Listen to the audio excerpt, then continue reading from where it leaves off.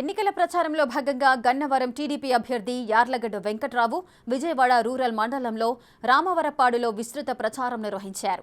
ఆయన ఎక్కడికి వెళ్లినా మహిళలు హారతులతో స్వాగతం పలికారు. గడప గడపకు తిరుగుతూ టీడీపీ సూపర్ 6 పథకాల గురించి ప్రజలకు వివరించారు. రాష్ట్రంలో ఉపాధి అవకాశాలు లేక యువత వలస వెళ్లే పరిస్థితి వచ్చిందన్నారు.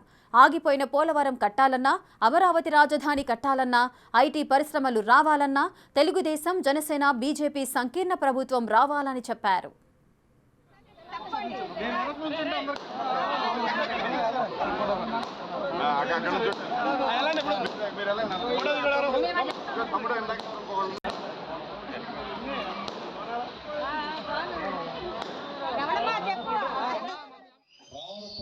చిరకాల వాంచైన ఆ 4 గడుగుల వంతుల్ని రేపిస్తానని చెప్పారు. మీ దగ్గర ఎక్కువ సమయం తీసుకోండి. చంద్రబాబు నాయుడు గారు అధికారంలోకి వస్తే సూపర్ 6 చేస్తారన్నారు. ఎన్ని మీ అందరికీ తెలిసి మళ్ళీ ఇప్పుడు చెప్పాల్సిన అవసరం లేదు.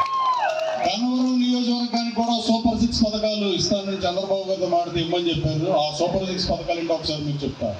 మీరు నన్ను అవకాశం ఇచ్చి ఆశీర్వదిస్తే గన్నవరం శాసనసభ్యుడైన వెంటనే బ్రహ్మలింగయ్య చెరువుని మట్టి ఎవరిదైనా కానీ నేను రిజర్వాయర్ చేసి తీరుతా. బ్రహ్మలింగయ్య చెరువుని పర్యాటక ప్రాంతంగా తీర్చిదిద్దుతా. సాగు తాగునీరు ఇబ్బందులు లేకుండా చేస్తా. గన్నవరం టౌన్ కి పక్కనున్న గ్రామాల్లో ఉన్న తాగునీటి సమస్యను తీరుస్తా. రైతాంగానికి సాగునీరు సమస్య తీరుస్తా.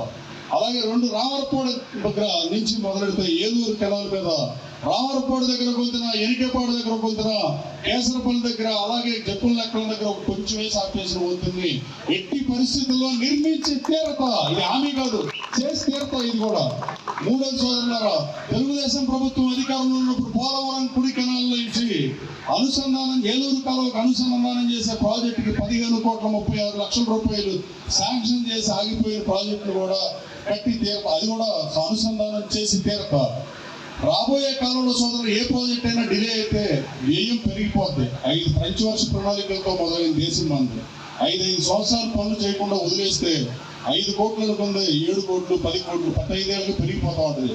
అలాంటి కార్యక్రమాలు ఏ ప్రభుత్వాలు చేయడం మంచిది కాదని చెబుతాయి. ఈ 3 రైతాంగం సోదరుల కోసం చెప్తున్నాం. ఇక్కడ ఆస్తుల విలువ పడిపోయిన ఆస్తుల విలువ పెరగాలన్నా, అలాగే కాలువతల పొలాలు ఉన్న ఆస్తుల విలువ పెరగాలన్నా వంతెన అవసరం చాలా ఉంది. రైతువారికి రైతులైనా